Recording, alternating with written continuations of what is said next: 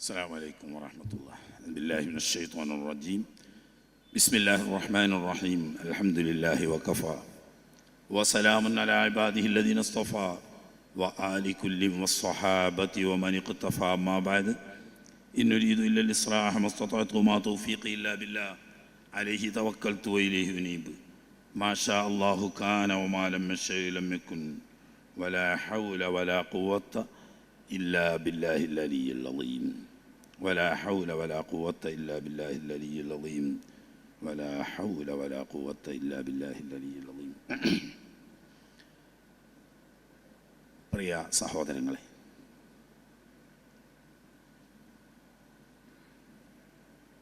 മഹാനായ കാബിനെ കുറിച്ചാണ് ഇന്നലെ നമ്മൾ ലാസ്റ്റ് പറഞ്ഞു വെച്ചത്. അദ്ദേഹത്തിൻ്റെ 3 പുത്രന്മാരിൽ മുറത്ത്, ഹുസൈസ്, അദി, ഈ 3 മക്കളിൽ മൂത്ത പുത്രനും പ്രമുഖനുമായ മുറത്താണ് തിരുനബി സല്ലല്ലാഹു അലൈഹി വസല്ലം തങ്ങളുടെ പിതൃപാരമ്പര്യത്തിൽ വരുന്ന മഹാൻ. മുറത്തിന് അബൂ യഖ്ള എന്ന സ്ഥാനപ്പേരിൽ അറിയപ്പെടുന്ന മഹാനായിരുന്നു.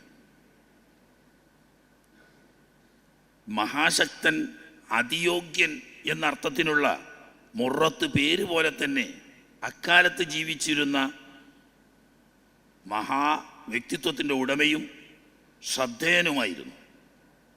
അദ്ദേഹത്തിന്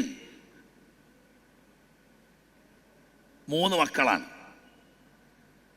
ഒന്ന് നമ്മുടെ പാരമ്പര്യത്തിൽ വരുന്ന മഹാനായ കിലാബ് എന്ന് വിളിക്കപ്പെടുന്ന മൂത്തപുത്രൻ, മറ്റൊന്ന് തൈമ് എന്ന് പറയുന്ന തമീം. ബനു തൈം എന്നത് ഈ തമീമിലേക്ക് ചേർത്ത് പറയുമ്പോഴാണ് ബനു തൈമായി മാറുന്നത്. ഈ തമീമ് അദ്ദേഹത്തിൻ്റെ മക്കൾ പരമ്പരയിലാണ് 1-ാം ഖലീഫ സിദ്ദീഖുൽ അക്ബർ റളിയല്ലാഹു തആല അൻഹു തങ്ങൾ വരുന്നത്. മുറത്തിൻ്റെ പുത്രൻ തൈമിൻ്റെ പരമ്പരയിലാണ്. അതാ ഈ ബനു തൈമും പണ്ട് പറഞ്ഞ ബനു തൈമും രണ്ടും ഖുറൈശികളായതുകൊണ്ട് അവർ തമ്മിൽ വേർതിരിക്കാൻ വേണ്ടിയിട്ട് പറയുന്ന തൈമുല്ലാഹി എന്ന് ഇവരെ പറ്റിയിട്ടും മറ്റേ പറ്റി തൈമുൽ അദ്റമ് എന്നും വേർതിരിച്ച് പറയും എന്ന് പറഞ്ഞു. മറ്റൊന്ന് യഖ്ളത്താണ്. ഈ യഖ്ളത്തിലേക്ക് ചേർത്തിയിട്ടാണ് അബൂ യഖ്ള എന്ന പേരിൽ മഹാനായ മുറത്ത് അറിയപ്പെടുന്നത്. സിദ്ദീഖുൽ അക്ബർ റളിയല്ലാഹു തആല അൻഹുവിനെ പോലെ തന്നെ അശ്റത്തുൽ മുബശ്ശറയിൽപ്പെട്ട ത്വൽഹത്ത് ബിൻ ഉബൈദില്ലാ റളിയല്ലാഹു തആല അൻഹു തങ്ങളും ഈ ബനു തൈമ് കുടുംബത്തിൽ തന്നെയാണ് വരുന്നത്. അപ്പോൾ നബി സല്ലല്ലാഹു അലൈഹി വസല്ലം തങ്ങളുമായിട്ട് മഹാനായ സിദ്ദീഖുൽ അക്ബർ റളിയല്ലാഹു തആല അൻഹു തങ്ങളും ബഹുമാനപ്പെട്ട ത്വൽഹത്ത് ബിൻ ഉബൈദില്ലാ റളിയല്ലാഹു തആല അൻഹു തങ്ങളും സന്ധിക്കുന്നത് മുറത്തിലാണ്. മുറത്തിൻ്റെ മക്കളിൽപ്പെട്ട ഒരു മകൻ നബി സല്ലല്ലാഹു അലൈഹി വസല്ലം തങ്ങളുടെ പാരമ്പര്യത്തിൽ കിലാബിലൂടെ വരുമ്പോൾ സിദ്ദീഖ് റളിയല്ലാഹു അൻഹുവിൻ്റെയും ത്വൽഹ റളിയല്ലാഹു അൻഹുവിൻ്റെയും പിതൃപാരമ്പര്യം തൻ്റെ സഹോദരനാവുന്ന തമീമിലൂടെ വരുന്നു. ഇനി മുറത്തിൻ്റെ പുത്രനായ തിരുനബി സല്ലല്ലാഹു അലൈഹി വസല്ലം തങ്ങളുടെ പിതാവ് കിലാബ്. കിലാബ് എന്ന് പേര് തന്നെ അവർ പറയാറുണ്ട്. അൻമാർ എന്നൊക്കെ പറയും പോലെ നെമിറിൽ നിന്നിട്ടുള്ളതാണ് അൻമാർ. അൻമാർ ബഹുവചനമാണെങ്കിലും അൻമാർ പേരാണ്, അപ്പേരിൽ അറിയപ്പെടുന്ന ഗോത്രമുണ്ട്. എന്നതുപോലെ കൽബിൻ്റെ ബഹുവചനമാണ് കിലാബ്. ഇവിടെ എന്തുകൊണ്ട് ആ പേര് വന്നു എന്ന് വ്യത്യസ്ത കാരണങ്ങളാണ് ചരിത്രകാരന്മാർ പറയുന്നത്. ഒന്ന്, താൻ ഏറ്റുമുട്ടുന്ന ഏത് ശത്രുവിനെയും പരാജയപ്പെടുത്തുകയും ശത്രുക്കൾക്ക് ആ നാമം കേൾക്കുന്നത് തന്നെ ഭീതിജനകവുമായിരുന്നത് കൊണ്ടാണ് ആ പേര് വന്നത് എന്ന് ചില ചരിത്രകാരന്മാർ പറയുമ്പോൾ അങ്ങനെയല്ല. മഹാനവർകൾ ഒരു വേട്ട പ്രിയനായിരുന്നു. അങ്ങനെ ധാരാളം വേട്ടപ്പട്ടികളെ പോറ്റിയിരുന്നു. അങ്ങനെ ഇദ്ദേഹത്തിൻ്റെ പട്ടികൾ കൂട്ടത്തോടുകൂടി വേട്ടയാടാൻ പോകുമ്പോൾ കാണുന്ന ആളുകൾ പറയും, ആ കിലാബു ഇബ്നു മുറ, മുറത്തിന്റെ പുത്രന്റെ വേട്ടനായ്ക്കളാണ്. അങ്ങനെ വന്നിട്ട് ഇബ്നു മുറ വിട്ടിട്ട് വെറും കിലാബ് എന്ന പേരിൽ പ്രത്യേകം പിന്നീട് പ്രസിദ്ധനായതാണ്. യഥാർത്ഥ നാമം ഹക്കീം എന്നാണ്. കിലാബ് എന്തായാലും പേരല്ല, വിളിപ്പേരാണ്. ആ പേര് വരാൻ കാരണമാണ് നേരത്തെ പറഞ്ഞത്. ഹക്കീം എന്നാണ് മഹാനവറുകളുടെ പേര്. അബൂ സുഹ്റത്ത് എന്ന പേരിൽ പ്രസിദ്ധനാണ്. നബി സല്ലല്ലാഹു അലൈഹി വസല്ലം തങ്ങളുടെ ഉമ്മ പരമ്പരയിൽ വരുന്ന സുഹ്റ റളിയല്ലാഹു അൻഹു വലിയ മഹാനാണ്. അത് കിലാബിൻ്റെ മൂത്ത പുത്രനാണ്. രണ്ടാമത്തെ പുത്രനാണ് നബി സല്ലല്ലാഹു അലൈഹി വസല്ലം തങ്ങളുടെ പിതൃ പാരമ്പര്യത്തിൽ വരുന്ന ഖുസൈ.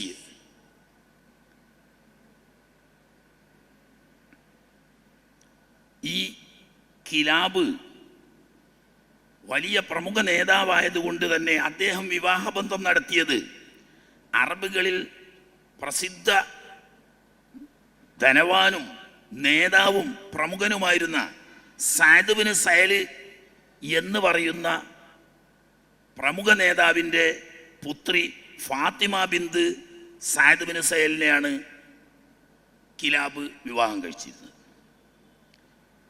ഈ ഫാത്തിമ ബിന്ത് സഅലുമായി വിവാഹം നടന്നു. ആദ്യത്തെ പുത്രൻ ജനിച്ചു. അവർക്ക് സുഹ്റ എന്ന് പേരിട്ടു.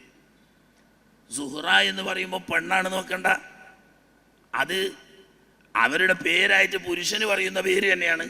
ഈ സുഹ്റത്താണ് ആമിന ബീവിയുടെ ഉപ്പാപ്പമാരിൽ വരുന്ന സുഹ്റത്ത്. അതുകൊണ്ട് തന്നെ അവരിലേക്ക് ചേർത്തിട്ടാണ് ആമിന ബീവിയുടെ ഗോത്രത്തിനെ ബനു സുഹ്റ ഗോത്രം എന്ന് വിളിക്കുന്നത്. അത് ഈ കിലാബിൻ്റെ പുത്രനാണ്. മൂത്ത പുത്രൻ ജനിച്ച് കുറച്ച് കഴിഞ്ഞിട്ടാണ്, കൊല്ലങ്ങൾക്ക് ശേഷമാണ് അടുത്ത പുത്രൻ ഖുസൈ എന്ന് നമ്മൾ വിളിക്കുന്ന രണ്ടാമത്തെ പുത്രൻ ജനിക്കുന്നത്. പക്ഷേ ഖുസൈ ജനിച്ച് നാളുകൾക്കകം പിതാവ് കിലാബ് മരണപ്പെട്ടു. അധികകാലം ജീവിച്ചിട്ടില്ല കിലാബ്. അദ്ദേഹം മരണപ്പെട്ടപ്പോൾ പിന്നീട് ഫാത്തിമ ബിന്ത് സഅദ് ബിൻ സഅലിനെ ദൂരദിക്കിലുള്ള ഖുവാത്ത് ഗോത്രക്കാരനായ ഒരു വ്യക്തിയാണ് വിവാഹം കഴിച്ചത്. വരട്ടെ, അതിനു മുമ്പ് ഇദ്ദേഹം വലിയ പ്രമുഖ നേതാവായിരുന്നു.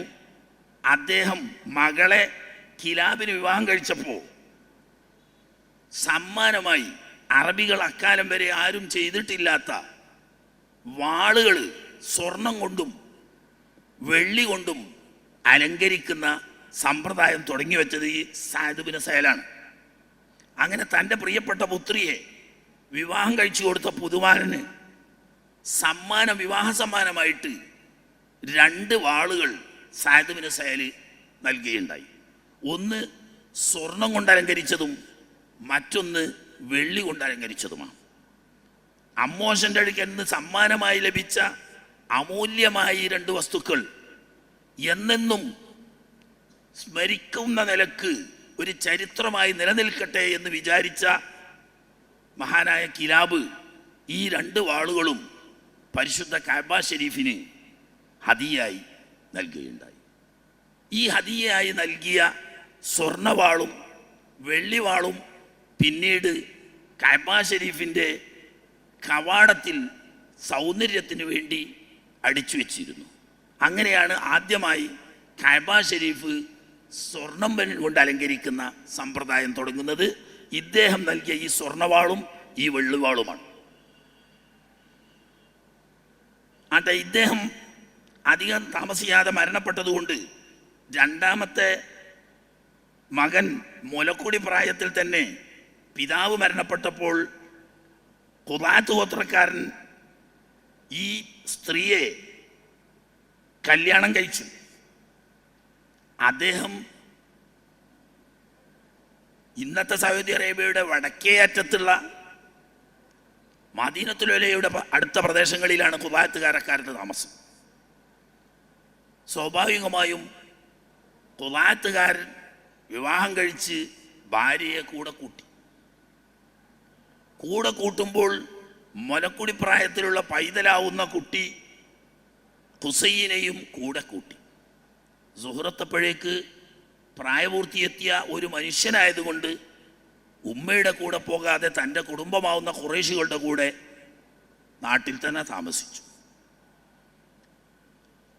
അങ്ങനെ വളരെ ദൂരദിക്കിൽ, ഖുറൈശികളുമായി ബന്ധമില്ലാത്ത അതിവിദൂര ദിക്കിൽ പോയി താമസിച്ചത് കൊണ്ട് തന്നെയാണ് മഹാനവറുകൾക്ക് ഖുസൈ എന്ന പേര് വന്നതും. അദ്ദേഹത്തിൻ്റെ ശരിക്കുള്ള പേര് ഖുസൈ എന്നല്ല, സെയ്ദ് എന്നാണ്. സെയ്ദ് എന്നാണ് പേരെങ്കിൽ പോലും പ്രസിദ്ധമായി ഖുസൈ കുടുംബത്തിൽ നിന്നും ജന്മനാട്ടിൽ നിന്നിട്ടും ദൂരദിക്കിൽ കൊണ്ടുപോയി താമസിപ്പിക്കപ്പെട്ട ആള് എന്ന നിലക്കാണ് അപ്പേരിൽ പ്രസിദ്ധനാകുന്നത്. അങ്ങനെ കുവൈത്തുകാരുടെ കൂടെ വളർന്നു വന്ന കുട്ടിക്ക് ഇദ്ദേഹം തന്നെയാണ് തൻ്റെ പിതാവ് എന്നല്ലാതെ ഞാൻ മക്കത്തുകാരനാണെന്നോ എൻ്റെ ഗോത്രം ഖുറൈശിയാണെന്നോ ഞാൻ ഹറമിൻ്റെ അഹ്ലുകാരനാണെന്നോ ഒന്നും അറിയില്ല. ഉമ്മയാണെങ്കിൽ ഇപ്പോൾ അത് പറഞ്ഞ് വേർതിരിക്കേണ്ടതില്ല, സന്ദർഭം വരുമ്പോൾ മനസ്സിലാക്കാം എന്ന നിലക്ക് പറയാതിരിക്കുകയും ചെയ്തു. അങ്ങനെ കുട്ടി അതിവേഗം വളർന്നു വന്നു. സാധാരണ നബി തങ്ങളുടെ ഉപ്പാപ്പന്മാർക്കൊക്കെ ഉണ്ടായിരുന്നത് പോലുള്ള പ്രത്യേക വ്യക്തിത്വം അദ്ദേഹത്തിലും ഉണ്ടായിരുന്നു. എന്തിലേർപ്പെട്ടാലും അതിലെ ചാമ്പ്യൻഷിപ്പ് കുട്ടിക്കായിരിക്കും. കുട്ടികളുടെ കളികളിലും മത്സരങ്ങളിലും എന്തിലിടപെട്ടാലും ഈ കുട്ടിക്കായിരിക്കും. അങ്ങനെ വളർന്നു വരുന്നതിനനുസരിച്ച് കുട്ടി പ്രത്യേകം ശ്രദ്ധേയനാവുകയും എല്ലാത്തിലും വ്യതിരക്തത പുലർത്തുകയും ചെയ്തു വന്നപ്പം സ്വാഭാവികമായും കളിക്കൂട്ടുകാർ പലർക്കും അറിയാം ഇത് ഖുദാത്തുകാരൻ കുട്ടിയല്ല, മറിച്ച് ഫാത്തിമ ബിൻത് സഅദ് ബിൻ സഹലിൻ്റെ ആദ്യത്തെ ഭർത്താവിലുള്ള കുട്ടിയാണ്, നാട്ടുകാരനല്ല. അങ്ങനെ കുട്ടികൾ ആക്ഷേപിക്കും, അതത്ര സാരമാക്കാറില്ല. ഒരിക്കൽ ഖുദാത്ത് ഗോത്രത്തിലൊരു പ്രശ്നം നേരിട്ടു. ഈ പ്രശ്നത്തിൽ ഭൂരിപക്ഷം അന്യായത്തിൻ്റെ ഭാഗത്താണെന്ന് മനസ്സിലാക്കിയപ്പോൾ ന്യൂനപക്ഷം വരുന്ന ന്യായത്തിൻ്റെ പക്ഷത്തെ കുട്ടി, അന്ന് കുട്ടിയല്ല അന്ന് മനുഷ്യനായി, പിന്തുണച്ചു. അതവർക്കിടയിൽ ഒരു വലിയ തർക്കത്തിന് കാരണമായി. തർക്കം മൂത്തപ്പോൾ ഖുദാത്തുകാരായ ചില ആളുകൾ പറഞ്ഞു, എടാ വന്ന് കൂടിയോൻ, എവിടുന്നോ കയറി വന്നോൻ, നിനക്കെന്താടാ അവിടെ? സ്വാഭാവികമായിട്ട് അങ്ങനെ ഉണ്ടല്ലോ, നമ്മളൊരു നാട്ടിൽ വേറൊരു നാട്ടിൽ നിന്ന് ചെന്ന് കൂടിയോന് എല്ലാ കാര്യത്തിലും സഹകരിച്ച് നല്ലോണം നിൽക്കുമ്പോൾ ഒക്കെ വന്നാവും. എന്തെങ്കിലും തെറ്റിയാ പറയും, ഓരോരുത്തർ നിന്ന് കയറി വലിഞ്ഞ് വരും ഓരോരുത്തർ. എന്നിട്ട് ഈ പറച്ചിൽ കേട്ടപ്പോഴാണ് ആദ്യമായിട്ട് ഹുസൈന് തോന്നിയത്, ഞാൻ ഈ നാട്ടുകാരനല്ല, ഞാൻ ഈ കുടുംബക്കാരനല്ല. അല്ലെങ്കിൽ ഇവരിങ്ങനെ പറയില്ലല്ലോ. അതുവരെയും ഉമ്മ ആ കാര്യമായിട്ട് പറഞ്ഞിട്ടുമില്ല. അങ്ങനെ കുട്ടി കരഞ്ഞുകൊണ്ട് ഉമ്മയുടെ അടുത്ത് ചെന്നിട്ട് പറഞ്ഞു, ഉമ്മ ഇങ്ങനെ പറയുന്നല്ലോ കുടുംബക്കാർ, ഞാൻ ഈ നാട്ടുകാരനല്ല, ഞാൻ ഈ ഗോത്രക്കാരനല്ല, ഞാൻ മറ്റേ ഏതോ ഒരു അന്യനാട്ടിൽ നിന്ന് കയറി വന്ന ആളാണെന്ന്, എന്താണ് അതിൻ്റെ സത്യം? അതിൽ ഉമ്മ സമാധാനിപ്പിച്ചു അടുത്ത് വിളിച്ചു പറഞ്ഞു, മോനെ നീ ബേജാറാവണ്ട, ഈ നാട്ടുകാരെക്കാളും ഈ ഗോത്രക്കാരെക്കാളും ഉന്നതനായ ഗോത്രക്കാരനും പരിശുദ്ധമായ നാട്ടുകാരനുമാണ് മോനെ നീ ഹറമിൻ്റെ അഹ്ലുകാരനാണ്, കഅബ ഷരീഫിൻ്റെ പരിപാലകന്മാരാണ് നിന്റെ കുടുംബവും പാരമ്പര്യവും, നീ ഖുറൈശിയാണ്, നിന്റെ കുടുംബം മക്കയിലുണ്ട്. അത് കേട്ടപ്പോൾ കുട്ടി പറഞ്ഞു, എന്നാൽ ഞാൻ ഇപ്പോൾ പോകുന്നു. അപ്പം അന്ന് ഇത്ര ദൂരം, ഇപ്പോഴത്തെ കണക്കിന് ഏകദേശം 750-800 കിലോമീറ്റർ സഞ്ചരിക്കണം. അന്ന് ഗോത്രങ്ങളുടെ കവർച്ചയും കൊലയും പിടിച്ചുപറിയും വ്യാപകമായിരുന്ന കാലമായതുകൊണ്ടും പറഞ്ഞു, മോനെ ഇപ്പോൾ നീ അത് ചിന്തിക്കരുത്, ഇതതിന് പറ്റിയ സമയമല്ല. മറിച്ച് ദുൽഖഅദ പറക്കുമ്പോൾ ഹജ്ജ് മാസമായി, അപ്പോൾ യുദ്ധം നിഷിദ്ധമായ മാസമാവും. ആ സമയത്ത് നാട്ടുകാർ ഹജ്ജിന് പോവും. അക്കൂട്ടത്തിൽ ഹാജി എന്ന പേരിൽ പോവാം. ഹാജിമാരെ പ്രത്യേകിച്ചും ഹജ്ജ് മാസത്തിൽ ആരും ആക്രമിക്കാൻ വരില്ല. അപ്പോൾ നിനക്ക് സുരക്ഷിതനായ നിലക്ക് നിന്റെ നാട്ടിലെത്തിപ്പെടാം. ഉമ്മ പറഞ്ഞതനുസരിച്ച് ക്ഷമിച്ചു നിന്നു. ഹജ്ജ് മാസം ദുൽഖഅദ പറഞ്ഞപ്പം ഖുദാത്തുകാരിൽപ്പെട്ട ഹാജിമാർ ഹജ്ജ് സംഘം പുറപ്പെടുമ്പോൾ അവരുടെ കൂട്ടത്തിൽ പ്രത്യക്ഷത്തിൽ ഒരു ഹാജിയായി കുട്ടിയും പുറപ്പെട്ടു. അങ്ങനെ വന്നു, മക്ക ഷരീഫിലെത്തി. എല്ലാവരും നാട്ടുകാരെ കൂട്ടത്തിൽ ഹജ്ജൊക്കെ നിർവഹിച്ചു. ഹജ്ജ് നിർവഹിച്ച് ഖുദാത്തുകാർ തിരിച്ചു പോകുമ്പോൾ അപ്പോൾ അദ്ദേഹം കാര്യം തുറന്നു പറഞ്ഞു, ഞാൻ നിങ്ങളുടെ കൂടെ വരില്ല, ഇത് എൻ്റെ നാടാണ്. ഈ പരിശുദ്ധമായ ഭവനം, അതിൻ്റെ പരിചാരകന്മാരാണ് ഞങ്ങൾ. ഞാൻ ഈ നാട്ടുകാരനായ ഖുറൈശിയാണ്. അങ്ങനെ നാട്ടുകാരെ വിളിച്ചു കൂട്ടി അദ്ദേഹം സംസാരിച്ചു. ഞാൻ മഹാനായ ഹക്കീം എന്ന കിലാബിൻ്റെ പുത്രനാണ്, സെയ്ദാണ്. ഞാൻ ഖുദാത്തുകാരിൽ ഉമ്മയുടെ കൂടെ ജീവിച്ചവനാണ്. അപ്പോൾ ഇദ്ദേഹത്തിൻ്റെ പ്രത്യേക പേഴ്സണാലിറ്റിയും പ്രത്യേകമായിരിക്കുന്ന സ്വഭാവവും വ്യക്തിത്വവും കണ്ട് അവർക്കത് പെട്ടെന്ന് ബോധ്യപ്പെട്ടു. കാരണം സാധാരണക്കാരിൽ ഇല്ലാത്ത ആ മുഖകമലത്തിൽ അടിച്ചു വീശുന്ന ആ ശോഭയും പ്രത്യേകമായിരിക്കുന്ന ആരെയും ആകർഷിക്കുകയും സ്വാധീനിക്കുകയും ചെയ്യുന്ന വ്യക്തിത്വവും കണ്ടപ്പോൾ ഏകദേശം കിലാബുമായി നല്ല സാമ്യം ഉണ്ട് എന്ന് മനസ്സിലാക്കി അദ്ദേഹത്തെ സ്വീകരിച്ചു. എന്ന് മാത്രമല്ല, കുറച്ച് കാലം കൊണ്ട് അദ്ദേഹം മക്കയുടെ നേതൃസ്ഥാനത്തെത്തിക്കഴിഞ്ഞു. ഭരണമല്ല, ഭരണം അന്നൊക്കെ ഇവർക്കാർക്കും ഇല്ല. ഹുസാത്ത് ഗോത്രക്കാർ അന്ന് ഭരിക്കുന്നത്. അതതിൻ്റെ ഇടയ്ക്ക് നമ്മൾ വിട്ടുപോയത് ആ ഭാഗത്ത്. ജുർഹുമുകാരായിരുന്നു ദീർഘകാലം മക്ക ഭരിച്ചുകൊണ്ടിരുന്നത്. അതിനൊരു കാരണമുണ്ട്. ഇസ്മായിൽ നബി അലൈഹി ഇസ്ലാമിൻ്റെ വിവാഹബന്ധം നടന്നത് ജുർഹുമുകാരിൽ നിന്നിട്ടാണ്. അവരിൽ നിന്നിട്ടുള്ള സന്താനങ്ങളാണല്ലോ ഇസ്മായിൽ നബി അലൈഹി ഇസ്ലാമിൻ്റെ മക്കളൊക്കെ. അപ്പം ഭരണം നടത്തുന്നത് ജുർഹുമുകാരാണ്, അമ്മാവന്മാരല്ലേ. ഇവർ മരുമക്കൾ എന്ന നിലക്ക് അവർ പ്രശ്നം ഉണ്ടാക്കാനും പോയിട്ടില്ല. എന്നാൽ അമ്മാവന്മാരെ ജുർഹുമുകാരുടെ ഭാഗത്ത് നിന്ന് ഇവർക്കോ ഉപദ്രവങ്ങളൊന്നുമില്ലാണ്. അപ്പോൾ രാഷ്ട്രീയ ഭരണകാര്യങ്ങൾ അവർ നടത്തും. എന്നാൽ ആത്മീയ കാര്യങ്ങളിൽ എപ്പോഴും ഖുറൈശികൾ, അല്ല അന്ന് ഖുറൈശിയായിട്ടില്ല, അന്ന് ഇസ്മായിലികൾ. അങ്ങനെ ദീർഘകാലം വന്നതിന് ശേഷം പിന്നീട് ജുർഹമുകാരുടെ നടപടിക്രമം വളരെ മോശമാവുകയും അവർ ഹറമിൽ പല അനീതിയും നടത്തുകയും നാട്ടിൽ നിന്ന് ലോകത്തിൻ്റെ നാനാ ദിക്കുകളിൽ നിന്നും ഹജ്ജിന് വരുന്ന ആളുകൾ കാബത്തിൻ്റെ ഉള്ളിൽ ഒരു കിണർ പോലെ ഒരു കുഴിയുണ്ട് വലിയ, അതിന് ഖിസാനത്തുൽ കാബ എന്നാ പറയാം. ഖജനാവൊന്നുമില്ല, ഒരു വലിയ കിണർ പോലത്തെ ഒരു കൊണ്ടുത്തിട്ടുക. ഈ കൊണ്ടുവരുന്ന ഹദിയകൾ എത്ര വിലപിടിപ്പുള്ള സ്വർണവും വെള്ളിയും രത്നങ്ങളും ഉൾപ്പെടെ എന്താണെങ്കിലും അതിലിടലാ ചെയ്യാം. ആരും അതിൽ കൈവെക്കാറില്ല. എന്നാൽ ജുർഹുമുകാർ പിൽക്കാലത്ത് വഴിമാറി സഞ്ചരിക്കുകയും ചിലരൊക്കെ ഇതിൽ നിന്നിട്ട് നിക്ഷേപം കൊള്ളയടിക്കുകയും പല അനീതികളും അന്യായങ്ങളും നടപ്പിലാക്കുകയും ചെയ്യുന്നത് കണ്ടപ്പോൾ അന്ന് പരിസരവാസികളായിരുന്ന ഹുസാത്ത് ഗോത്രക്കാർ, പക്ഷേ ഹുസാത്ത് ഗോത്രക്കാർക്ക് സ്വന്തമായി ജുർഹുമുകാരെ നേരിടാനുള്ള പ്രാപ്തിയില്ല. അതുകൊണ്ട് ബനൂ ബക്കറുകാർ സന്ധി ചെയ്ത് ഹുസാത്തുകാരും ബനൂ ബക്കറുകാരും കൂടി ഒറ്റക്കെട്ടായി ജുർഹുമുകാർക്കെതിരിൽ യുദ്ധം നയിച്ചു. ജീവൻ മരണ പോരാട്ടത്തിൽ പരാജയം ഉറപ്പായ ജുർഹുമുകാർ ജീവനും കൊണ്ട് നാടുവിടുകയല്ലാതെ നിവൃത്തിയില്ല. അവരുടെ ജന്മനാട് പഴയ നാട് യമനാണ്. നാടുവിടുകയല്ലാതെ നിവൃത്തിയില്ല. അസൂയാലുക്കളായ ഇവരെന്ത് ഈ കഅബ ഷരീഫിൻ്റെ ഉള്ളിലുള്ള ഈ കുഴിയിലുള്ള വിലപിടിപ്പുള്ള വസ്തുക്കളൊന്നും ആർക്കും കിട്ടരുത്. ഇസ്മായിൽ നബി അലൈഹി ഇസ്ലാമിൻ്റെ പാരമ്പര്യമായി പോരുന്ന മക്കയെ സജീവമായും നിലനിർത്തുന്ന സംസം കിണർ അതിനി ആർക്കും ഉപകാരപ്പെടരുത് എന്ന നിലക്ക് ജുർഹുമുകാർ ഈ കഅബ ഷരീഫിൻ്റെ ഉള്ളിലുണ്ടായിരുന്ന നിക്ഷേപങ്ങളെല്ലാം വിലപിടിപ്പുള്ള സാധനങ്ങളെല്ലാം എടുത്ത് സംസം കിണറ്റിലിട്ട് സംസം കിണർ മൂടി. കിണർ എവിടെയാണെന്ന് ഒരടയാളം ബാക്കി വെക്കാത്ത നിലക്ക് പൂർണ്ണമായും മൂടിക്കളഞ്ഞു. അങ്ങനെ രാത്രി ആരും അറിയാതെ ജീവനും കൊണ്ട് അവർ രക്ഷപ്പെട്ടു. പിന്നെ നോക്കുമ്പോൾ ഹുസാത്ത് ഗോത്രക്കാർ അധികാരം ഏറ്റെടുത്തു. അവരാണല്ലോ യുദ്ധത്തിന് നേതൃത്വം കൊടുത്തത്. അങ്ങനെ ഹുസാത്ത് ഗോത്രക്കാരാണ് ഭരണം നടത്തുന്നത്.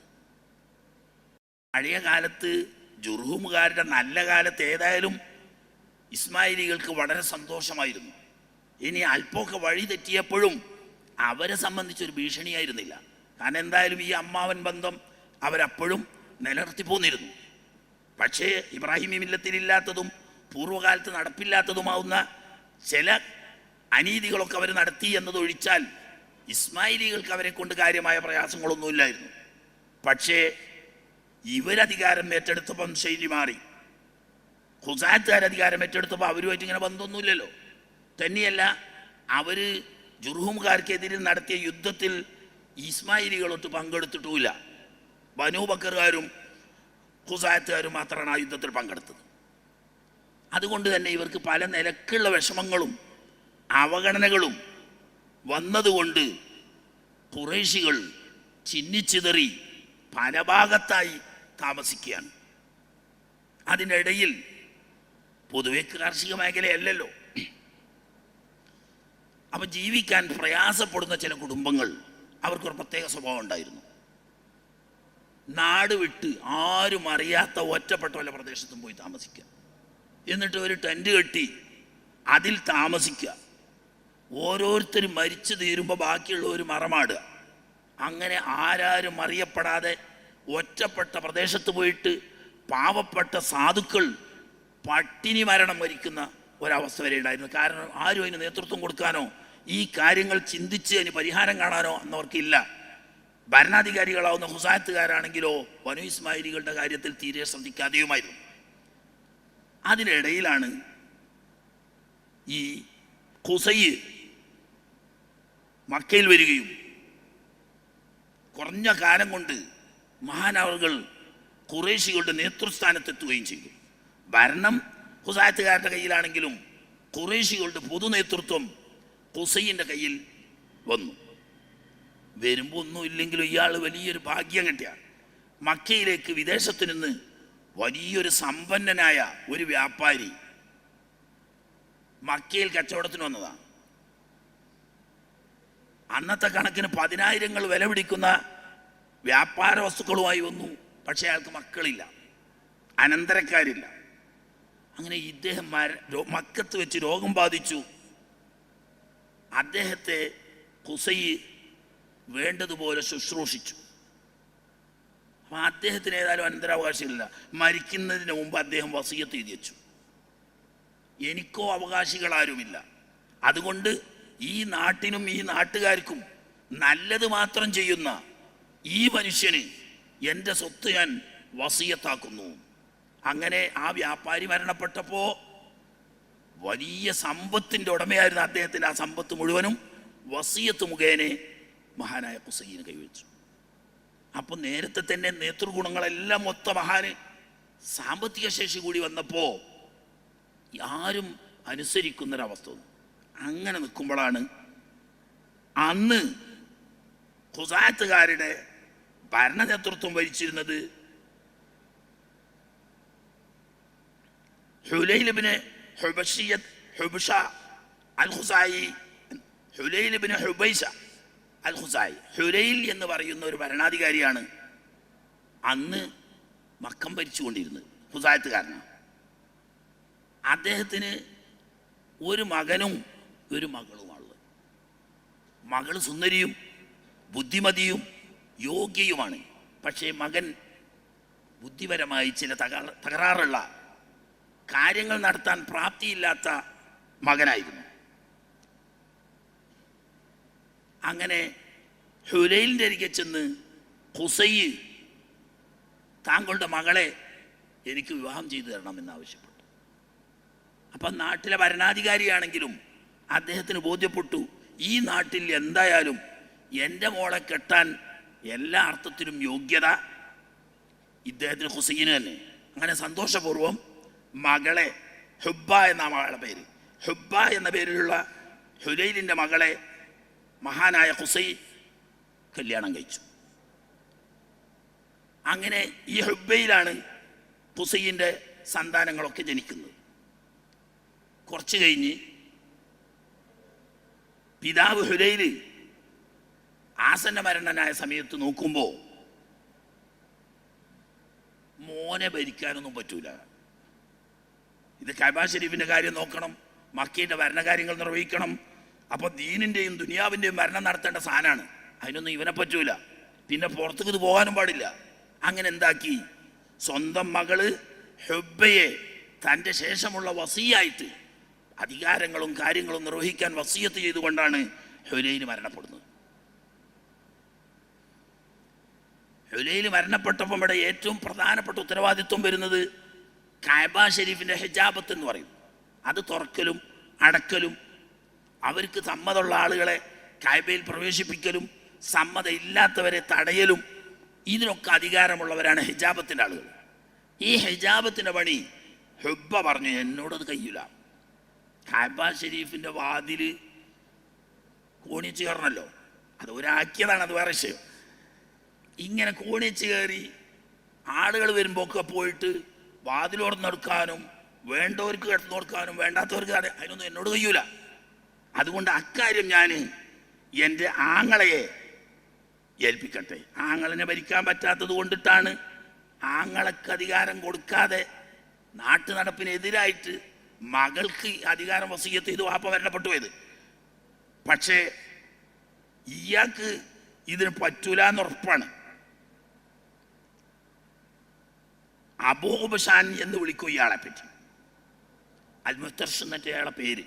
അബൂ ഉബഷാൻ എന്ന പേരിൽ അറിയപ്പെടുന്ന ഈ ഹുബ്ബയുടെ ആങ്ങള എന്ന് പറഞ്ഞാൽ ഇദ്ദേഹത്തിൻ്റെ അളിയൻ തന്നെ, ഭാര്യയുടെ സഹോദരൻ തന്നെ. ഇദ്ദേഹം ബുദ്ധിപരമായി ചെറിയ തകരാറുണ്ട് എന്ന് മാത്രമല്ല നല്ല മദ്യപാനിയുമായിരുന്നു. ഈ സന്ദർഭം മുതലെടുത്ത് ഒരിക്കൽ മദ്യപിക്കാൻ കാശില്ലാതെ നിൽക്കുന്ന സമയത്ത് അളിയനെ വിളിച്ചിട്ട് പറഞ്ഞു, അളിയാ നമ്മൾ തമ്മിലൊരു ഇടപാട് ചെയ്തോ. എന്താ എന്നെ ഇടപാട് വെച്ചു? നിങ്ങൾ ഈ കഅബ ഷരീഫിൻ്റെ താക്കോലിൻ്റെ അധികാരം ഉണ്ടല്ലോ, ആ അധികാരം അളിയനായി എനിക്ക് തന്നാളി. അതിന് പകരം ഞാൻ എന്ത് തരാം?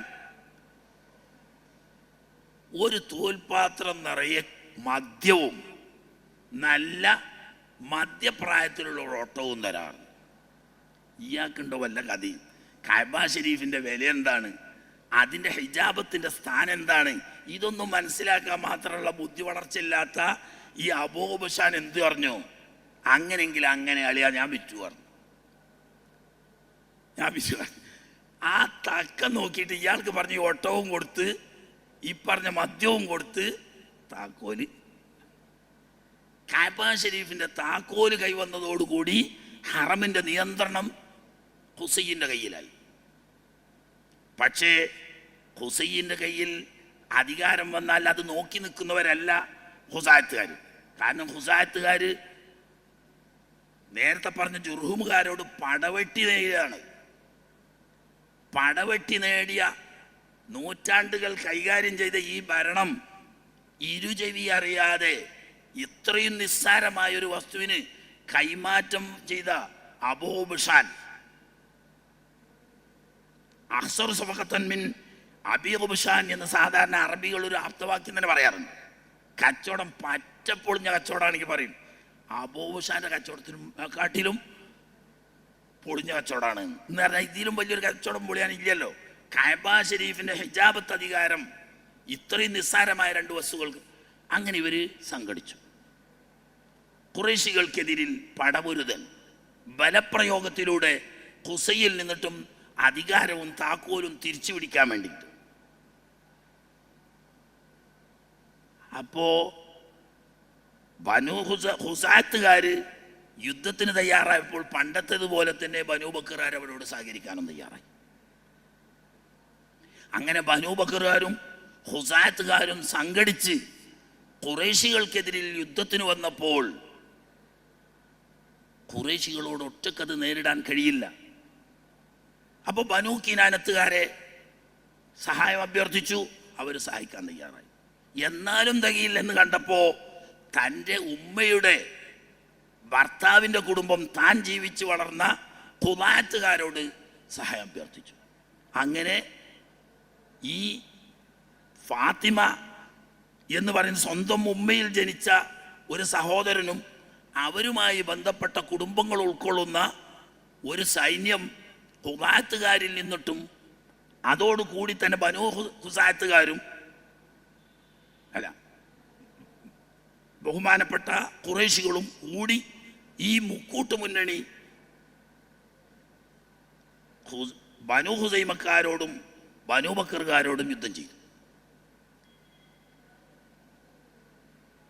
ആദ്യം ബനു ബക്കറുകാർ മാറി നിന്നെങ്കിലും ഹുസാത്തുകാരുമായിട്ടുള്ള യുദ്ധം നിഷ്പ്രയാസം മഹാനായ ഖുസൈ വിജയിച്ചു. അങ്ങനെ ഹുസാത്തുകാർക്ക് അധികാരം നഷ്ടപ്പെട്ടു എന്ന് കണ്ടപ്പോൾ ഇത് നോക്കി നിൽക്കാൻ ബനു ബക്കറുകാർ തയ്യാറല്ല. അങ്ങനെ ബനു ബക്കറുകാർ കൂടി ഹുസാത്തുകാരും ബനു ബക്കറുകാരും കൂടിക്കൊണ്ട് രണ്ടാമത് യുദ്ധം ചെയ്തു. അതിലും ദീർഘമായ യുദ്ധം നടന്നു. കഠിനമായ യുദ്ധത്തിൽ രണ്ട് പക്ഷത്തിൽ നിന്നിട്ടും ധാരാളം ആൾ നഷ്ടം വന്നു. ഹുസൈൻ്റെ പക്ഷത്തിൽ നിന്ന് മാത്രം 520 ആളുകൾ കൊല്ലപ്പെട്ടു എന്നാണ് ചരിത്രം രേഖപ്പെടുത്തുന്നത്. അപ്പം മറുപക്ഷത്ത് നിന്ന് അതിനേക്കാൾ കൂടുതൽ ആളുകൾ നഷ്ടപ്പെട്ടിട്ടുണ്ടാവും. അന്ന് അത് വലിയൊരു സംഖ്യ തന്നെയാണ്.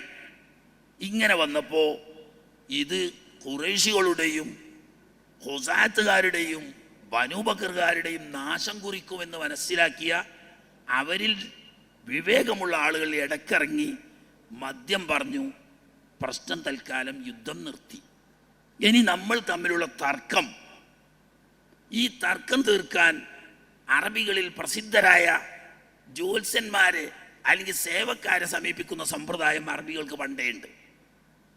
അങ്ങനെ ഉസ്ഫാനിൽ താമസിച്ചിരുന്ന പ്രസിദ്ധനായ ഒരു ജ്യോത്സ്യനുണ്ട്. ആ ജ്യോത്സ്യനെ സമീപിച്ച് രണ്ട് കക്ഷിയും, ഹുസൈൻ്റെ കക്ഷിയും ഹുസാത്ത് ബനു ബക്കറുകാരുടെ കക്ഷിയും പറഞ്ഞു, ഞങ്ങൾ തമ്മിൽ ഇങ്ങനെ വലിയ പ്രശ്നങ്ങളും കുഴപ്പങ്ങളുമുണ്ട്. ഈ പ്രശ്നത്തിനും കുഴപ്പത്തിനും നിങ്ങളൊരു മദ്യം പറഞ്ഞാൽ ആ മദ്യം ഞങ്ങൾ സ്വീകരിക്കും. അതനുസരിച്ച് നിങ്ങൾ ഇതിൽ മാന്യമായ ഒരു മദ്യം പറയണം. ഈ സേവക്കാരൻ ഇവരെ സംബന്ധിച്ച് രണ്ടു കൂട്ടരെ സംബന്ധിച്ചും പഠനം നടത്തിയതിനു ശേഷം അദ്ദേഹം പ്രഖ്യാപിക്കുകയുണ്ടായി, ഹറമിൻ്റെ അഹ്ലുകാരും കഅബ ഷരീഫിൻ്റെ ഭരണാധികാരികളും ഖുറൈശികൾ ഇസ്മായിലികളാണ്, അവർക്കാണ് ഇവിടുത്തെ അധികാരവും നേതൃസ്ഥാനവും നാട്ടിൻ്റെയും ദീനിൻ്റെയും അധികാരവും ബനു ഇസ്മായിൽ ആണ്. അതുകൊണ്ട് അവരാണ് ഹക്കിൻ്റെ അഹ്ലുകാർ. ബനു ബക്കറുകാരും ഹുസാത്തുകാരും അക്രമികളാണ്.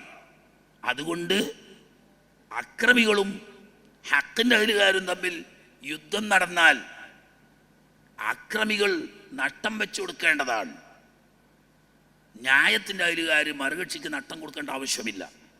അതുകൊണ്ട് ഹുസൈൻ്റെ പക്ഷത്തിൽ നിന്ന് എത്ര ആൾ കൊല്ലപ്പെട്ടിട്ടുണ്ടോ കൊല്ലപ്പെട്ടതിന് ഓരോരുത്തർക്കും പൂർണ്ണമായ ദിയ ഹുസാത്തുകാരും ബനു ബക്കറുകാരും കൊടുത്തുകൊള്ളണം. അന്ന് ഒരാളെ കൊന്നതിൻ്റെ ദിയ 10 ഒട്ടകം. 100 പിന്നെ നമുക്ക് പറയാം, പിന്നെ വന്നതാണ്. അക്കാലത്തൊക്കെ ഒരാളെ കൊന്നാൽ അതിന് നഷ്ടപരിഹാരം കൊടുക്കുക 10 ഒട്ടകം. അങ്ങനെ നോക്കുമ്പോൾ 530 പേര് ഹുസൈൻ്റെ പക്ഷത്തിൽ നിന്നിട്ടും കൊല്ലപ്പെട്ടിട്ടുണ്ട് ആ യുദ്ധത്തിൽ. അതിന് മുഴുവനായും ദിയ കൊടുക്കാൻ അവരെ ബാധ്യസ്ഥരാക്കി. എന്നാൽ അതിലേറെ ആളുകൾ ഹുസാത്തുകാരിൽ നിന്നിട്ടും ബനു ബക്കറിൽ നിന്നിട്ടും കൊല്ലപ്പെട്ടിട്ടുണ്ട്. പക്ഷേ അവർ കയ്യേറ്റക്കാരും അക്രമികളുമായതുകൊണ്ട് നഷ്ടം കൊടുക്കാൻ ന്യായപക്ഷം ബാധ്യസ്ഥരല്ല എന്നതുകൊണ്ട് അവർക്ക് നഷ്ടമില്ല. അതിൻ്റെ പുറമെ ഇസ്മായിലി ഇബ്രാഹിമി പാരമ്പര്യമാണ് കഅബ ഷരീഫിൻ്റെത്. എന്തുകൊണ്ട്? കഅബ ഷരീഫിൻ്റെ ഭരണാധികാരം നടത്താനും അതിനെ സംരക്ഷിക്കാനും അതിൻ്റെ താക്കോല് സൂക്ഷിക്കാനും ഹുസൈന് മാത്രമാണ് അധികാരം. അതിൽ രണ്ടാമത്തൊന്നും ചോദ്യം ചെയ്യേണ്ടതില്ല. ഇനി ഹറമിൽ ആര് താമസിക്കണം ആര് താമസിക്കണ്ട എന്ന് അന്തിമമായി തീരുമാനിക്കുള്ള അവകാശവും ഹുസൈനാവുന്നു. നമുക്ക് കേട്ടാ തോന്നി ഏകപക്ഷീയമായ വിധിയാണെന്ന്. പക്ഷേ കാഹിനാണെങ്കിലും 100% സത്യസന്ധമായ വിധിയായിരുന്നു. കാരണം ഇസ്മായിലി പാരമ്പര്യത്തിൻ്റെതാണത്. പണ്ടുള്ള അമ്മാവന്മാരാവുന്ന ജുർഹുമുകാർ തന്നെ അവിടെ വന്നപ്പോൾ ഹാജർ ബീവി പറഞ്ഞത്, നിങ്ങൾ താമസിച്ചോളൂ, പക്ഷേ വെള്ളത്തിൻ്റെ അവകാശം നിങ്ങൾക്ക് ഉണ്ടാവില്ല. വെള്ളത്തിൻ്റെ പോലും അവകാശം ഇസ്മായിലി സന്തതികൾക്കാണെങ്കിൽ പിന്നെ ഇസ്മായിൽ നബിയും ഇബ്രാഹിം നബിയും എടുത്ത കഅബത്തിൻ്റെ അധികാരം എന്തായാലും അവരെ മക്കൾക്കല്ലേ വരിക. അപ്പൊ തികച്ചും ന്യായമാണ് അദ്ദേഹം പറഞ്ഞത്. അപ്പൊ ഈ ന്യായത്തിന്റെ അവകാശികളോട് യുദ്ധം ചെയ്ത ഒരു അക്രമികളാണ്. ന്യായക്കാര് അന്യായക്കാര് നഷ്ടം കൊടുക്കല്ലാതെ ന്യായം നടത്തിയ ആളുകൾ അന്യായം ചെയ്തവർക്ക് എന്തിനു നഷ്ടം കൊടുക്കണം? അങ്ങനെ ആ പ്രശ്നം പരിഹാരമായി കഅബ ഷരീഫിന്റെയും ഹറമിന്റെയും അധികാരം മഹാനായ ഖുസൈയിൽ വന്നു. അതുവരെ ഖുറൈശി വംശജരിൽ ആരും രാജസ്ഥാനത്ത് വന്നിട്ടില്ല. ദീനിൽ വലിയ ബഹുമാനവും ആദരവും ആദർശപരമായ കാര്യങ്ങളിൽ അവരെ മറ്റുള്ളവർ പിന്തുടരലും ഒക്കെ ഉണ്ട്. പക്ഷേ ഭരണം ഒരിക്കലും ഈ ഖുറൈശികളിൽ അതിൻ്റെ മുമ്പുണ്ടായിട്ടില്ല. ഹുസൈനാണ് ആദ്യം ഈ ഭരണാധികാരം കിട്ടുന്നത്. അതിങ്ങനെയാണ് വാങ്ങിയതെങ്കിലും അവസാനം പിന്നെ ഈ കാഹിനിൻ്റെ വിധിയോടുകൂടി നാട്ടുകാരെല്ലാവരും അംഗീകരിക്കുകയും അത് സ്വീകരിക്കുകയും ചെയ്തു. അനന്തരം അദ്ദേഹം ചെയ്ത ആദ്യത്തെ പരിഷ്കരണം അവിടങ്ങളിലായി കണ്ട മലഞ്ചെരുവുകളിലും ഒറ്റപ്പെട്ട മലമ്പ്രദേശങ്ങളിലും അതുപോലെ തന്നെ മക്കയുടെ ചില മുക്കുമൂലകളിലും വേറെ വേറെ വേറെ ചിന്നിച്ചിതറി താമസിച്ചിരുന്ന ഖുറൈശികളെ ഖുസൈ എല്ലാവരെയും വിളിച്ചുകൂട്ടി അവരോട് വളരെ ഗൗരവമായ ഒരു ഉപദേശം ചെയ്തു. നാം ഇസ്മായിൽ അലൈഹിസ്സലാമിൻ്റെ പാരമ്പര്യത്തിൽപ്പെട്ട അവിടുത്തെ മക്കൾ പരമ്പരയാണ്. ഈ ഹറമിൻ്റെയും പരിശുദ്ധമായ ഈ കഅബ ഷരീഫിൻ്റെയും സംരക്ഷണം നമ്മളാണ് നടത്തേണ്ടത്. ഇതുവരെ അനർഹരായിരുന്നു കൈകാര്യം ചെയ്തത്. അതിൻ്റെ കാരണം നാം നാനാഭാഗത്തും ഒറ്റപ്പെട്ട് ചിന്നിച്ചെതറി താമസിച്ചത് കൊണ്ടാണ്. ആ ഒരു പ്രവണത ഇനിമേലിൽ ഉണ്ടാവരുത്. അതുകൊണ്ട് നിങ്ങൾ എന്നെ പിന്തുണക്കുന്നുവെങ്കിൽ നിങ്ങളെ എന്ത് ചെയ്യണമെന്ന് ഞാൻ പറയാം. നിങ്ങളെല്ലാവരും ഇപ്പോൾ താമസിക്കുന്ന സ്ഥലത്ത് നിന്ന് തിരിച്ചു വന്ന് ഞാൻ പറയുന്നത് സ്വീകരിക്കണം. അപ്പോൾ അവർ പറഞ്ഞു, ഞങ്ങളുടെ നേതാവ് നിങ്ങളാണ്, ഞങ്ങളുടെ അധികാരിയും നിങ്ങളാണ്. തന്നെയുമല്ല നിങ്ങളെ ഞങ്ങൾ ബഹുമാനിക്കുകയും ചെയ്യുന്നു. അതുകൊണ്ട് എന്തോ നിങ്ങൾ പറയുന്നത് അതനുസരിച്ച് ഞങ്ങൾ ചെയ്യും. അങ്ങനെ ഇവരെ വിളിച്ചു വരുത്തി ഖുറൈശികളെ നാലായി തിരിച്ചു. ഇന്നലെ നമ്മൾ സൂചിപ്പിച്ചതുപോലെ ഖുറൈശികളെ നാലായി തിരിച്ചു. കഅബ ഷരീഫിൻ്റെ ഓരോ ഭാഗത്ത് ഓരോ വിഭാഗത്തെ താമസിപ്പിച്ചു. അങ്ങനെ ഒരു കോട്ട പോലെ ഖുറൈശികളുടെ വീട് കഅബ ഷരീഫിന് ചുറ്റും ഉയർന്നു വന്നു. എന്നാൽ ഇന്നലെ പറഞ്ഞതുപോലെ തന്നെ ഒരു വീടിൻ്റെ അടുത്ത വീടിൻ്റെയും ഇടയിൽ ആളുകൾക്ക് നടക്കാനുള്ളൊരു ഇടവഴി മാത്രം വിട്ടിരിക്കും. അതെന്തിനാ? തവാഫിന് വരുന്നവരുണ്ടാവും, ഹജ്ജിന് വരുന്നവരുണ്ടാവും, ഉംറക്ക് വരുന്നവരുണ്ടാവും. അവർക്കൊക്കെ വരാനും പോകാനും തടസ്സം ഉണ്ടാകരുത്. അപ്പോൾ ഒരാൾക്ക് ഇങ്ങനെ സുഖമായിട്ട് നടന്നു പോകാനുള്ള അകലേ ഉണ്ടാവുള്ളൂ. അതിൻ്റെ പുറത്ത് മറ്റേ വീട്, അത് കഴിഞ്ഞാൽ ഒരു വീടിൻ്റെ അടുത്ത് ഒരു വഴി ഉണ്ടാവും. ഇങ്ങനെ ചുറ്റുഭാഗത്തും നിരനിരയായി വീട് വെച്ച് കഅബ ഷരീഫിൻ്റെ സംരക്ഷകരായി ഖുറൈശികൾ വന്നു. ഇവരെ സംബന്ധിച്ചാണ് ഇന്നലെ നമ്മൾ പറഞ്ഞ ഖുറൈശുൽ ബിത്താഹ് എന്ന് പറയുന്നത്. അതിൽ പെടാത്തവർ ഖുറൈശു ദാഹിറായിട്ട് കുറച്ചാളുകൾ അന്ന് വരാത്തവരുണ്ട്, അവർ പുറത്തു പോവുകയും ചെയ്തു. ഇനി മഹാനവറുകൾ ഇവരെ വിളിച്ചു കൂട്ടിയിട്ട് വീണ്ടും പറഞ്ഞു, അംഗബലം എപ്പോഴും ശക്തിയാണ്. നമുക്ക് നേരത്തെ പറ്റിയ വലിയൊരു അബദ്ധമാണ്. നമ്മുടെ കുടുംബത്തിൽ പാവപ്പെട്ടവർ നമ്മുടെ നാട്ടിൽ താമസിക്കാൻ പറ്റാതെ വരുമ്പോൾ അവരെവിടെയെങ്കിലും ഒറ്റപ്പെട്ട പ്രദേശത്ത് പോയി താമസിച്ച് അവർ അങ്ങനെ മരിച്ചൊടുങ്ങി നശിച്ചു പോവുകയാണ് ചെയ്യുന്നത്. അത് മുഖേന ഖുറൈശികളുടെ എത്ര ആൾബലമാണ് നഷ്ടപ്പെട്ടത്. ഇനിമേലിൽ ഒരിക്കലും അതുണ്ടാവാൻ പാടില്ല. അതിന് നമ്മൾ എന്ത് ചെയ്യണം? അവർ ഞാൻ നിർദ്ദേശിക്കാം. നമ്മുടെ കൂട്ടത്തിൽ സമ്പന്നരുണ്ട്, നമ്മുടെ കൂട്ടത്തിൽ സാധാരണക്കാരുമുണ്ട്. എന്നാൽ ഈ സമ്പന്നര്, ഒരു സമ്പന്നൻ അവൻ്റെ ഭാര്യയും മക്കളും കുടുംബവും എത്ര ആളുണ്ടോ അത്രയും ആളുകളെ പാവപ്പെട്ടവരെ ഏറ്റെടുക്കണം. അങ്ങനെ നാട്ടിൽ ഖുറൈശികളുടെ കൂട്ടത്തിൽ പാവപ്പെട്ടവനെന്നോ പണക്കാരനെന്നോ എന്ന വിവേചനം ഉണ്ടാവാൻ പാടില്ല.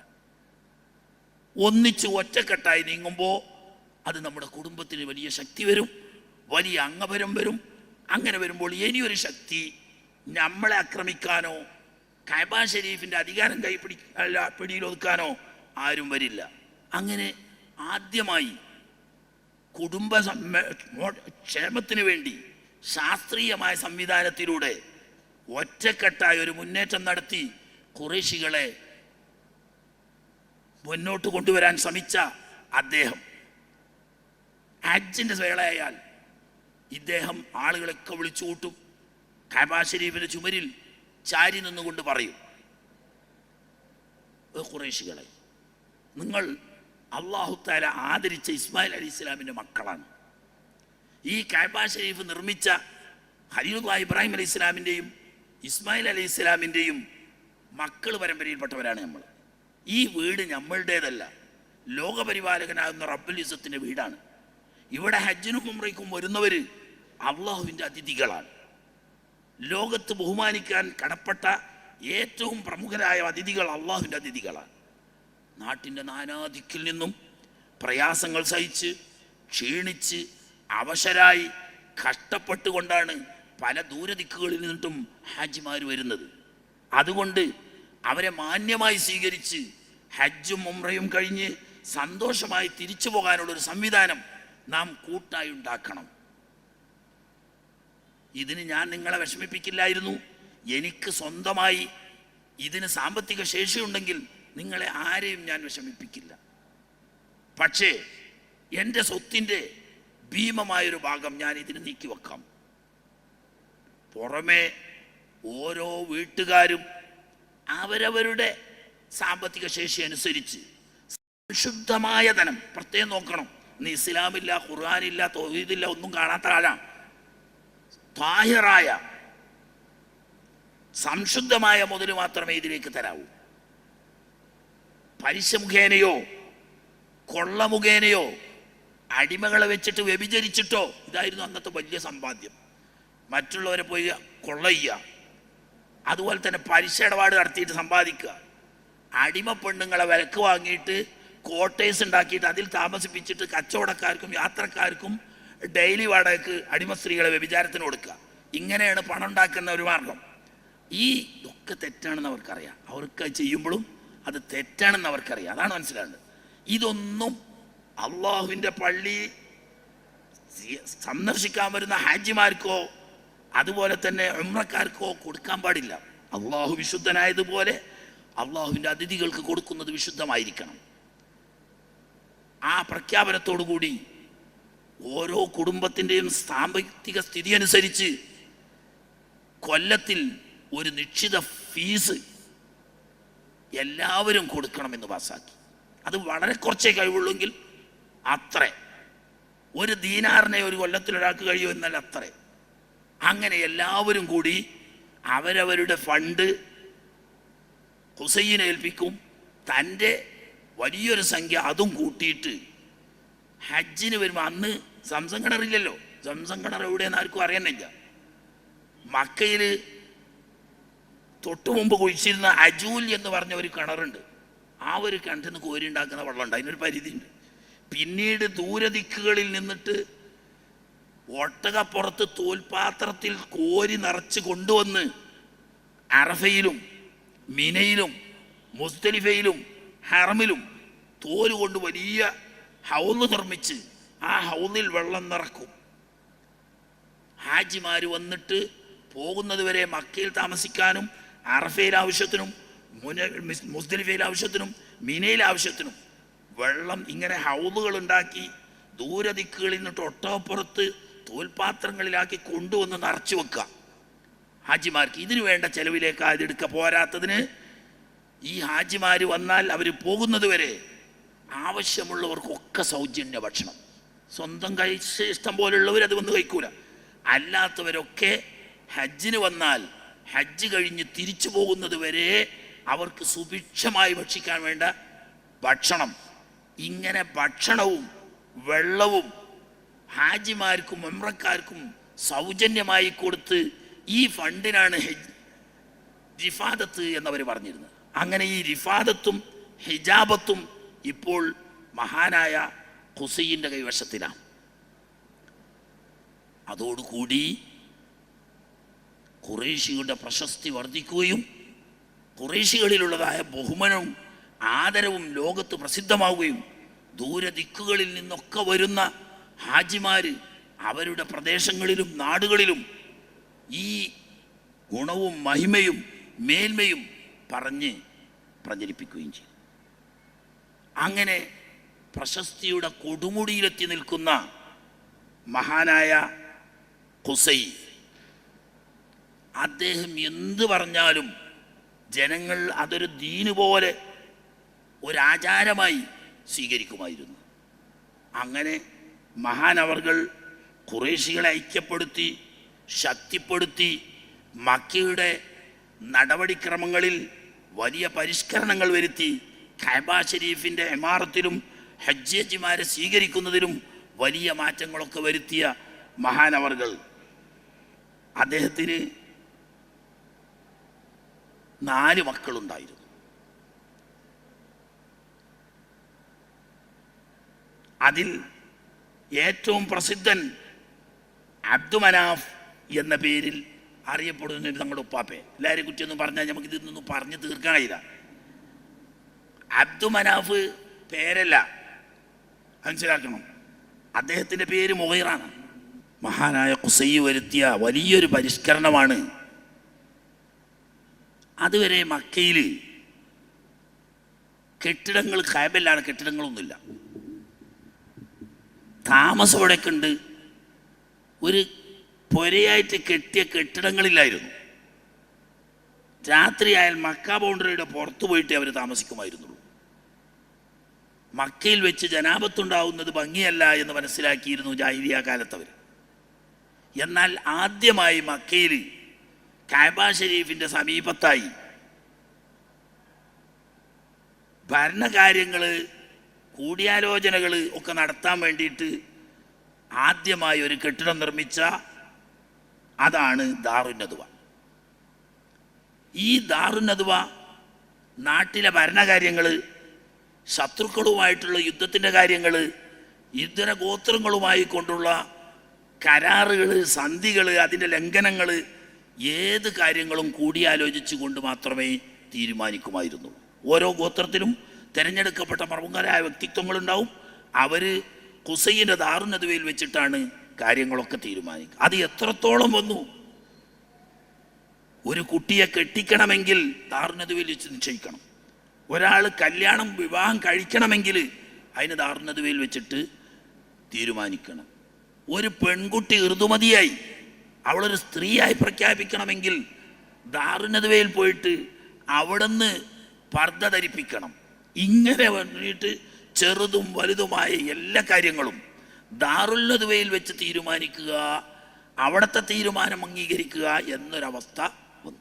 അങ്ങനെ ചോദ്യം ചെയ്യപ്പെടാത്ത നേതാവായി മാറിയ മഹാനായ ഖുസൈ വാർദ്ധക്യത്തിലെത്തി. മരണമാസന്നമാവുന്നതിൻ്റെ തൊട്ടു മുമ്പ് തൻ്റെ പ്രമുഖരായ മക്കളെ അടുത്ത് വിളിച്ചിട്ട് അതവർക്ക് വീതം വെച്ചു കൊടുത്തു. എല്ലാ അധികാരങ്ങളും കൂടി ഒരാൾ കൊണ്ടുപോകുന്ന ശൈലി പല പ്രയാസങ്ങളും ഉണ്ടാവും. അതുകൊണ്ട് അധികാര വിഭജനം നടത്തുകയും കൂടിയാലോചനയുടെ കാര്യങ്ങൾ നടത്തുകയും ചെയ്യണം എന്ന് പറഞ്ഞുകൊണ്ട് ഖുസൈ അധികാരം വിഭജിച്ചു കൊടുത്ത കൂട്ടത്തിൽ അബ്ദുമനാഫിന് ഈ വെള്ളം ശേഖരിച്ച് ഹാജിമാർക്ക് കൊടുക്കുന്ന സക്കാത്ത് അധികാരവും ഈ പാർലമെന്റ് ഹൗസാവുന്ന ദാറുൻ നദ്വയുടെ ഭരണാധികാരവും ഖുസൈന് കൊടുത്തു. എന്നാൽ അടുത്ത മകൻ അബ്ദുദ്ദാറുണ്ട്. അബ്ദുദ്ദാറിന് ഹിജാബത്ത് അഥവാ കഅബയുടെ സംരക്ഷണം, അതിൻ്റെ തുറക്കലും അടക്കലും ഉൾപ്പെടെയുള്ള ഹിജാബത്ത്, ശത്രുക്കളുമായി യുദ്ധം ചെയ്യേണ്ടതിന് വരുമ്പോൾ ഖുറൈശി സൈന്യത്തെ നയിക്കുന്ന ആളുകൾ പതാക വഹിക്കണം. ഈ പതാക കെട്ടിക്കൊടുക്കാനും പതാക വഹിക്കാനുമുള്ള അധികാരം അത് രണ്ടും അബ്ദുദ്ദാറിന് കൊടുത്തു. പിന്നെ അബ്ദുൽ ഉസ്സ എന്ന് പറഞ്ഞിട്ട് വേറൊരു മാനുണ്ടായിരുന്നു. അദ്ദേഹത്തിനാണ് റിഫാദത്തും ലിയാഫത്തും. റിഫാദത്ത് എന്ന് പറഞ്ഞേക്ക് ഓരോ കുടുംബത്തിൽ നിന്നും നിശ്ചിത വരിസംഖ്യ പിരിച്ചെടുത്ത് ഹാജിമാർക്ക് വേണ്ട ഭക്ഷണം തയ്യാർ ചെയ്ത് അവർ ഹജ്ജ് കഴിഞ്ഞും ഉംറ കഴിഞ്ഞും തിരിച്ചു പോകുന്നത് വരെ ആവശ്യക്കാർക്ക് ഭക്ഷണം കൊടുക്കുന്ന റിഫാദത്തിൻ്റെ അധികാരം അത് അബ്ദുൽ ഉസ്സൻ്റെ കുടുംബത്തിന് കൊടുത്തു. അതിനുശേഷം താമസിയാതെ ഖുസൈ വഫാത്താവുകയും ഹജൂനിൽ മറമാടപ്പെടുകയും ചെയ്തു. ഹജൂൻ എന്ന് പറഞ്ഞാൽ ഇന്ന് നമ്മൾ മുഅല്ല എന്ന് പറയുന്ന മക്ക ശരീഫിലെ പരിശുദ്ധമായ ഖബർസ്ഥാനാണ്. ഉമ്മുൽ മുഅ്മിനീൻ ഖദീജത്തുൽ കുബ്ര റളിയല്ലാഹു തആല അൻഹ ഉൾപ്പെടെയുള്ള മഹത്തുക്കൾ മറവിട്ട് കിടക്കുന്ന അതാണ് ഈ പറയുന്ന ഹജൂൻ. ഈ ഹജൂനിൽ ഖദീജാബി മറവിട്ട് കിടക്കുന്ന ആ ഭാഗം പ്രത്യേകം ശ്രദ്ധിച്ചാലറിയാം. അവർ കെട്ടി അപ്പുറം തിരിച്ച് വെച്ചിക്കുക. അതിലൊക്കെ നിറയെ കുബ്ബുണ്ട്. ഈ കുബ്ബൊക്കെ തുടങ്ങുന്നത് ഇദ്ദേഹം മുതൽക്ക. അതിനു മുമ്പ് അവിടെ ഒരു ഖബർസ്ഥാനില്ല. ഹുസൈൻ അവിടെ മറവട്ടു. അതിന് ശേഷം അതിൻ്റെ പരിസരത്തായി ഖുറൈശി ഗോത്രങ്ങളിൽപ്പെട്ട പ്രമുഖ നേതാക്കളെയൊക്കെ മറമാടുക. അതുകൊണ്ട് തന്നെ ഹുസൈന് ശേഷമുള്ള അബ്ദുൽ മുത്തലിബ് തൊട്ടിട്ട് അബൂ ത്വാലിബ് വരെയുള്ളവരുടെയൊക്കെ ഖബർ അവിടെയാണ്. ഒക്കെ വലിയ കുബ്ബയായിട്ട് കെട്ടിയും ചെയ്തിന്. അത് ശരിക്കേടിലേക്ക് ഇപ്പോൾ ഞാൻ കിടക്കണില്ല. ഏതായാലും ആട്ടെ, ഹജൂരിൽ അദ്ദേഹത്തെ മറമാടപ്പെട്ടപ്പോൾ അങ്ങനെ ഖുറൈശികളും അവിടെ. ഇന്നും അത് ഇസ്ലാം അംഗീകരിച്ച ലോകത്തെ ഏറ്റവും പ്രസിദ്ധമായ രണ്ടാമത്തെ ഖബർസ്ഥാനായി നിലകൊള്ളുന്നു. ആട്ടെ, ഇത് നീട്ടിക്കൊണ്ടാകാതെ വിഷയം ചുരുക്കേണ്ടതുള്ളത് കൊണ്ട് അദ്ദേഹത്തിൻ്റെ മകൻ, അടുത്ത മകൻ അബ്ദുമനാഫാണല്ലോ നമ്മളെ ഉപ്പാപ്പമാരിൽ വരുന്ന ആള്. അദ്ദേഹത്തിൻ്റെ പേര് മുഗീറാണ്.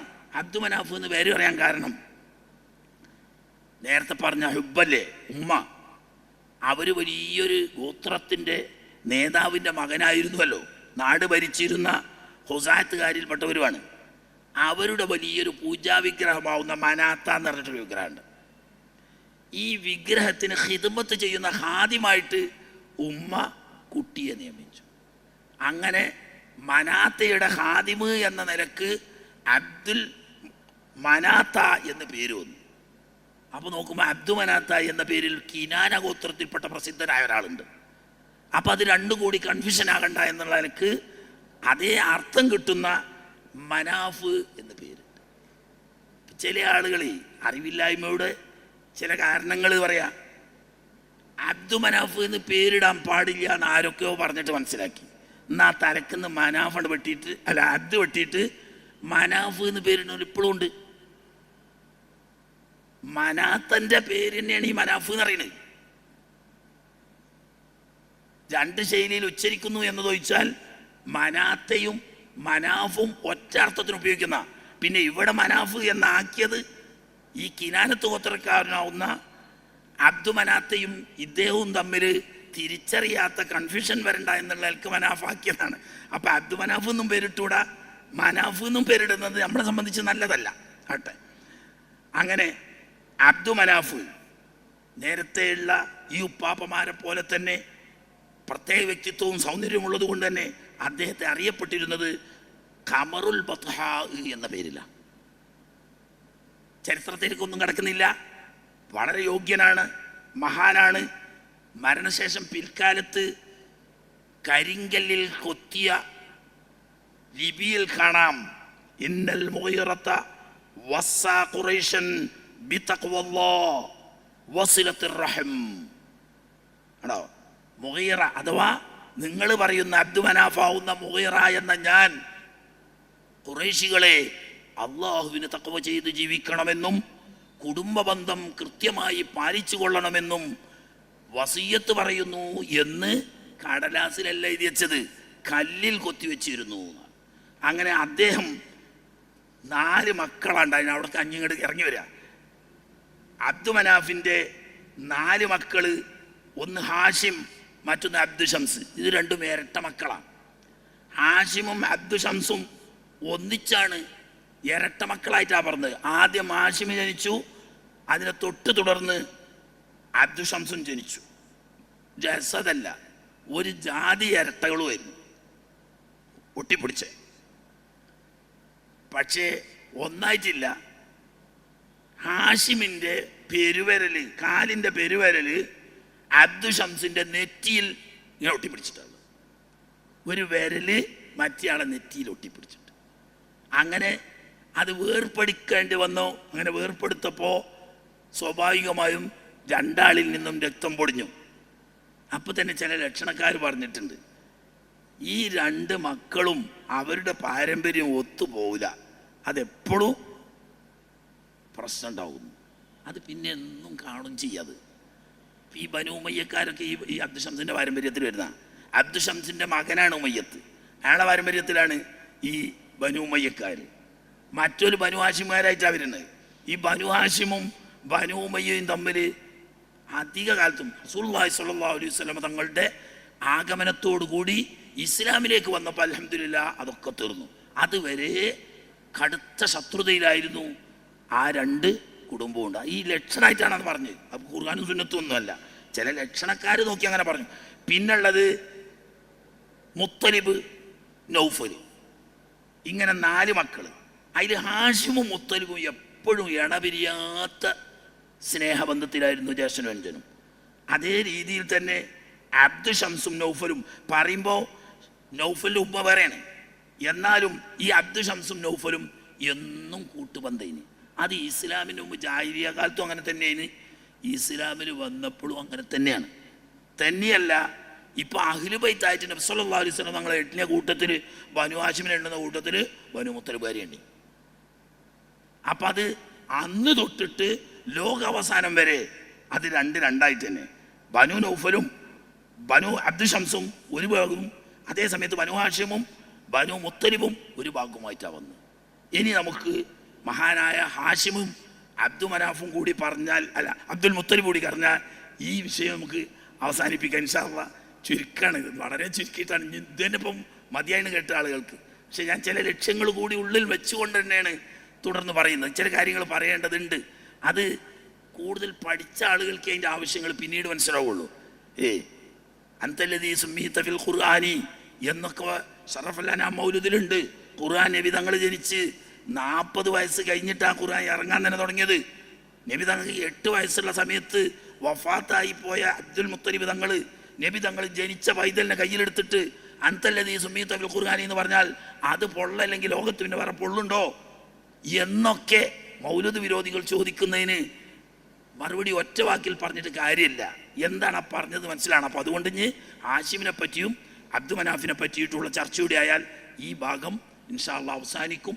പിന്നെ ആമിന ബിവിയെയും അബ്ദുള്ള എന്നവരെയും കുറിച്ച് ഒരു നല്ലൊരു ചർച്ച ചെയ്യേണ്ടതുണ്ട്. നീട്ടാതെ ഒരാഴത്തിലുള്ള വലിയൊരു ചർച്ച ഉണ്ട്. അതുകൂടി ആയത് ഈ വിഷയം അവസാനിക്കും. എന്നിട്ട് നബി സല്ലല്ലാഹു അലൈഹി വസല്ലം നമ്മളെ സംബന്ധിച്ച് ഞാൻ പറഞ്ഞിട്ട് നിങ്ങൾക്ക് നന്നായിട്ട് അറിയാം. കാരണം എന്താ, അത് എപ്പോഴും എല്ലായിടത്തുനിന്നും എല്ലാവരടുത്തുനിന്നും കേൾക്കുന്നതാണ്. ഇത് പൊതുവിൽ അങ്ങനെ കേൾക്കാത്തത് കൊണ്ടാണ് ഇതൊന്ന് കുറച്ച് പറയാ എന്ന് വെച്ച്. ഏതായാലും അല്ലാഹു തആല ഈ അധ്വാനങ്ങളും ഈ ശ്രമങ്ങളും ഈ കേൾക്കലും പറയലും ഒക്കെ അല്ലാഹു തആല നമ്മൾ ഇന്നിട്ട് കബൂലാക്കുമാറാകട്ടെ. ഹബീബിനോടുള്ള മഹബത്തിന് കാരണമാക്കി തരുമാറാകട്ടെ. ആ മഹബത്തിലൂടെ അവിടുത്തെ ഇത്തിബായ് ചെയ്ത് അവിടത്തോടൊപ്പം സ്വർഗത്തിൽ ഒരുമിച്ചുകൂടി റബ്ബിൻ്റെ റിഖാഹ് കണ്ടാൽ ആനന്ദിക്കുന്ന കൂട്ടത്തിൽ അല്ലാഹു നമ്മളെ ഉൾപ്പെടുത്തി തരുമാറാകട്ടെ. ഹബീബിൻ്റെ ഹക്ക് കൊണ്ട് എല്ലാ വീഴ്ചകളും തെറ്റുകളും പോരായ്മകളും അല്ലാഹു തആല നമുക്ക് പുറത്തു നിന്ന് അനുഗ്രഹിക്കുമാറാകട്ടെ. അതുപോലെ മാതാപിതാക്കൾ, ഉപ്പാപ്പമാർ, ഉമ്മാമ്മമാർ, അമ്മോശന്മാർ, അമ്മായിമ്മമാർ, ഭാര്യ, മക്കൾ, സഹോദര സഹോദരിമാർ, കൂട്ടുകുടുംബങ്ങൾ, ഉസ്താദന്മാർ, മശായിഖന്മാർ, ശിഷ്യന്മാർ, ശരീക്കന്മാർ, ബന്ധപ്പെട്ടവർ, സ്നേഹജനങ്ങൾ എല്ലാവർക്കും അല്ലാഹു തആല തൗഫീഖ് നൽകുമാറാകട്ടെ. ദുനിയാവും ആഖിറവും സലാമത്താവുന്നവരിൽ അവരെയും നമ്മളെയും അല്ലാഹു അനുഗ്രഹിക്കുമാറാകട്ടെ. ബിറഹ്മതിക യാ അർഹമർ റഹീമീൻ. അസ്സലാമു അലൈക്കും വറഹ്മത്തുള്ളാഹി.